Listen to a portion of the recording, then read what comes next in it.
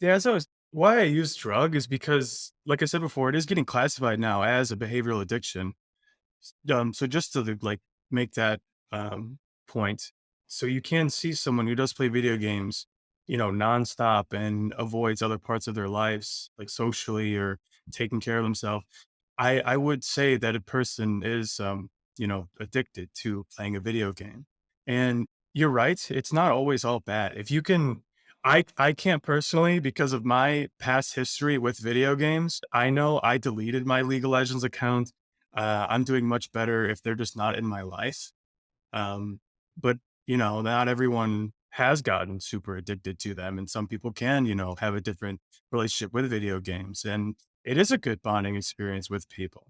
So, with all that being said, I would say um, there's a couple core things you need in your life that I think a lot of therapists try to when they do different therapies with people, different treatments with people, they try to get them with a community, with friends. They try to get them socially engaged. They try to get them. I know um, it's getting more and more in the science now, but no one like prescribes exercise.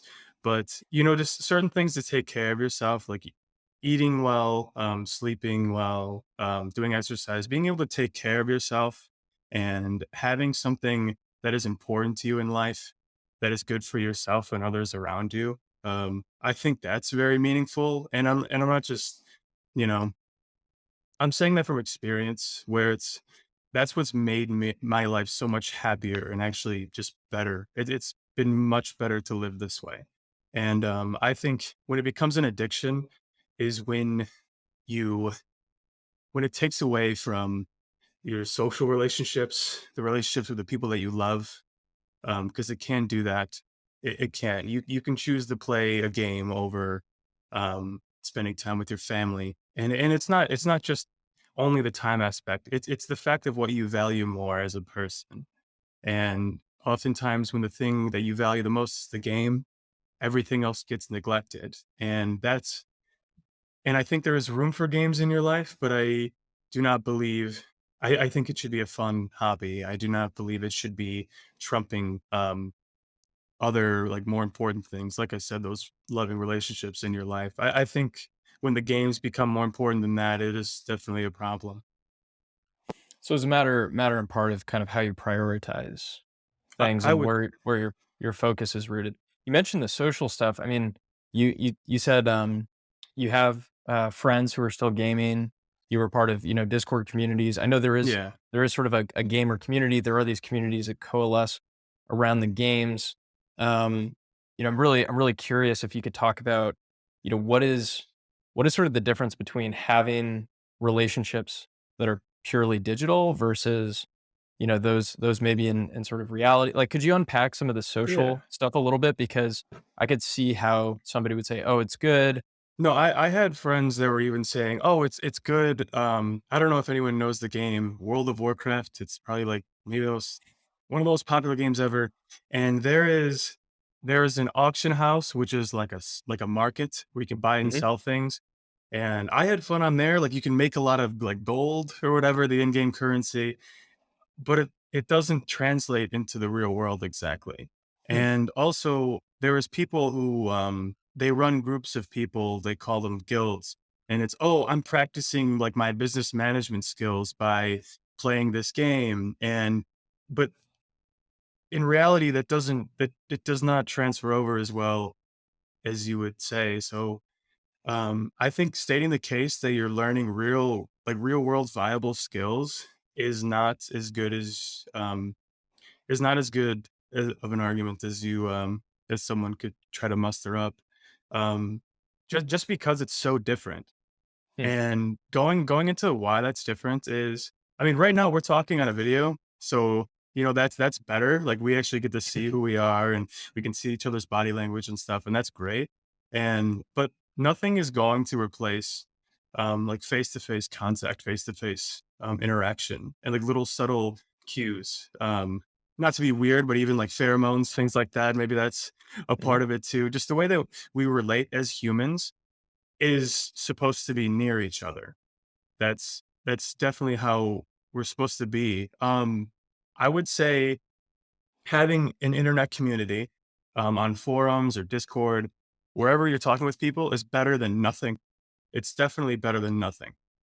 Um, but the amount of social stimulation you get from purely online relationships is not enough to actually satisfy human need.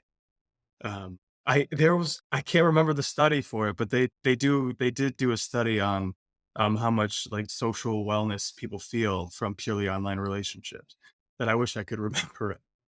But what I would say is when you're in Discord, I don't know if anyone, for those of you that haven't used it, it's just kind of like just like a channel where you get to hang out with your friends and you have a little icon for your picture and you can hear each other talk.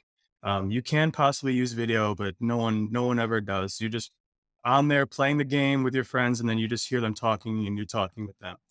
And the problem with that is, like I said, it's no face to face interaction, and you don't get that social reward.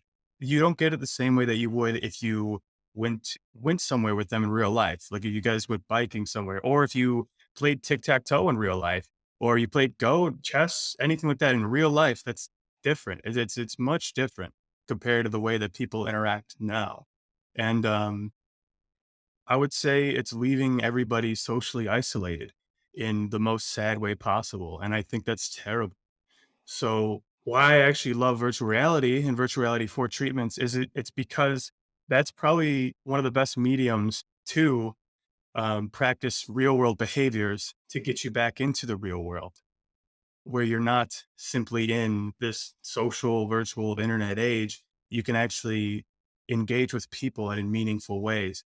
Because I believe most humans, if not everybody, really truly craves that, really craves connection with one another. And in order to do that, you I just don't believe that an internet um, only relationship will be able to satisfy those certain things. I think probably the best sort of relationships are ones where you get to practice something that you love, like maybe, you know, karate or something. And then while you're doing that with a group, you'll get that same sort of reward, you know, but it won't be a drug. It'll be something, because it doesn't have that drug-like effect. It doesn't just hit your brain very fast. "Oh, I want more of this. I'm gonna rewire everything to get more of this." It's it has I guess it's more, um, it's more of like a slow reward where it's not just this kind of shock value that takes over your brain. It's this sort of, it's a sort of deeper feeling of reward that actually can last a long time without rewiring your entire brain, that could be good for you to be connected with people in the real world.